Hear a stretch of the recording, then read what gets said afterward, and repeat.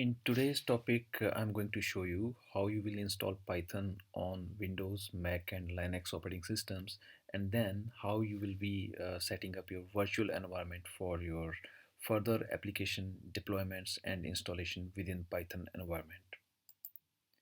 So I will be taking you through the installation of Python, then how we can update the PIP module, and then the last one will be the setting up of a virtual environment and then activating that virtual environment in order to proceed with further installation as per your application deployment or development that you will be doing. So let's start with the Windows installation first. So I will switch to my Windows VM, and here we can go to Google first and then download Python for Windows. So let's use the first URL, which is taking us to python.org, and then from here we can just select the latest version, which is always good to proceed with 3.8.3. so it will now download it to our system. If it do not appear, then you can just hover your mouse here on the download section and then you can go to Python 3.8.3. So then it will initiate it, and then you can save it to your local laptop or desktop or whatever the system you have, Windows or Windows Server. It will take a while to download. Once it's downloaded, you can either go into open folder or you can start run from here. I prefer to go to folder just to see the installer. So here we see it's downloaded, and we will just it's always good to start it run as an administrator so that you have all administrative privileges and you do not end up with any error. And then this is very important here, always check this add python 3.8 to your path, otherwise you will not find it in your command console, and then you will have to manually edit later. So it's always good to use it this way. You can customize your installation, or you can just do simple install to save time. So it's taking a while to install.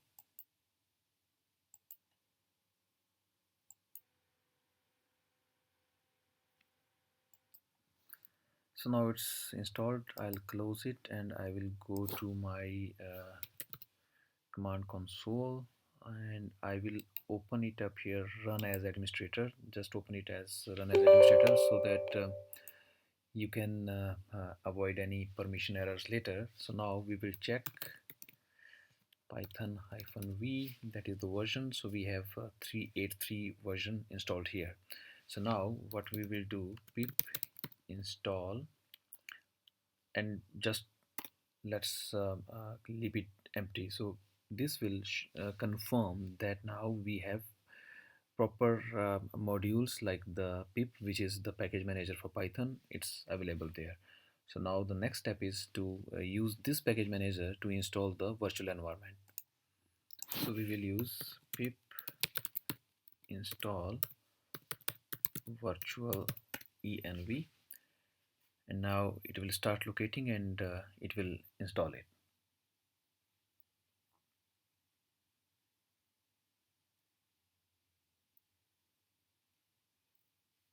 So it will take a while, it depends on your internet speed, and it's done.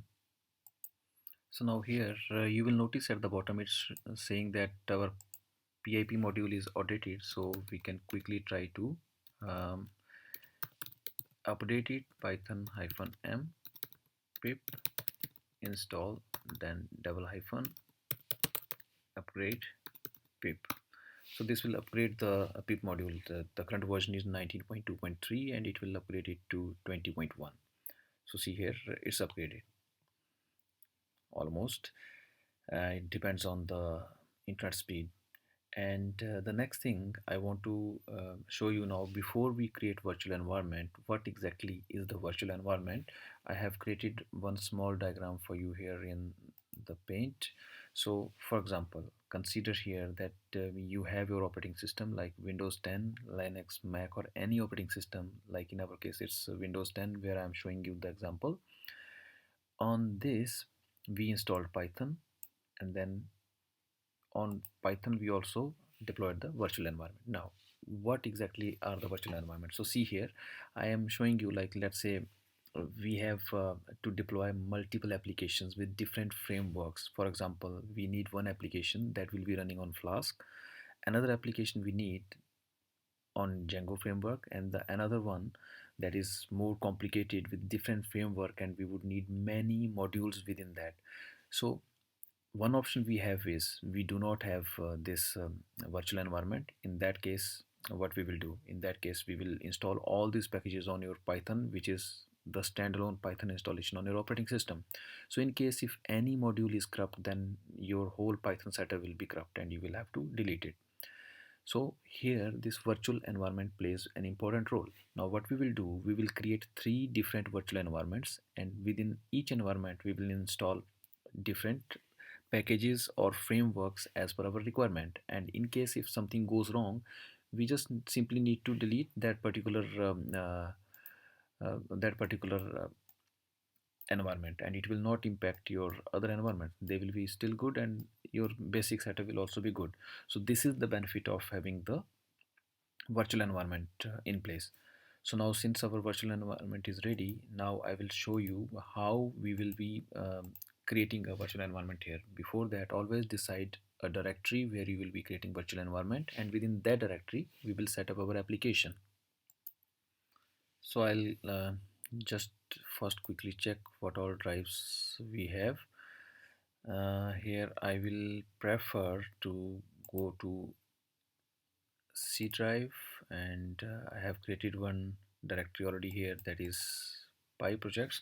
So let's go there.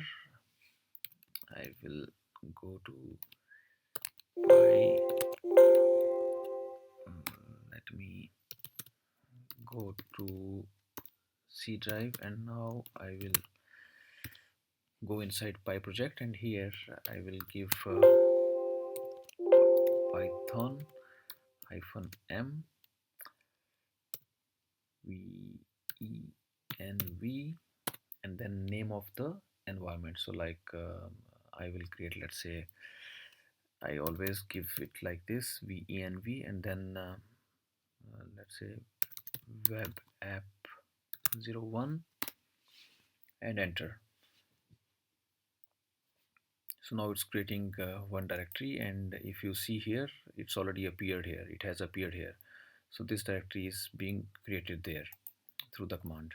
It will take a while because it will create further directory structure. I'll show you the directory structure also. So this is almost a similar process on your Mac, Linux, or any other operating system also. Just a little bit command difference will be there.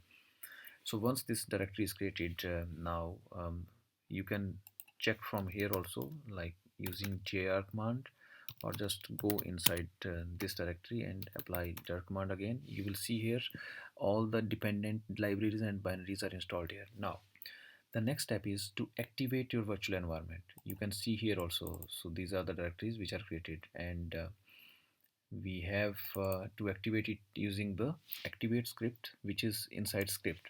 So let's go to your command line, and then what we need to do here is we simply say now that we have to activate the environment. So now let's go inside scripts, and we enter activate, and you see here, so it shows that now our environment is activated. Now we can do any installation within it. Like let's say now I want to install pip install Django, and that will be installed now. So now as I show you this diagram, so this particular package is now being installed here under this particular um, container, this one container that we created. So here we are installing now Django. This is what is happening here. So it's not impacting your base directory structure or any other environment. Only one specific container, the name we have given is venv web app 01.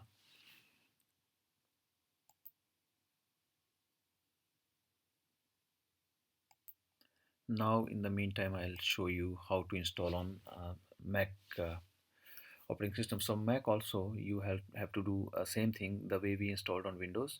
You just have to go here, go to python.org, then you will see here search for Mac, go to it, and then from download section you have to download. It's showing Windows here, you have to download it for Mac. So see here, it's showing now here.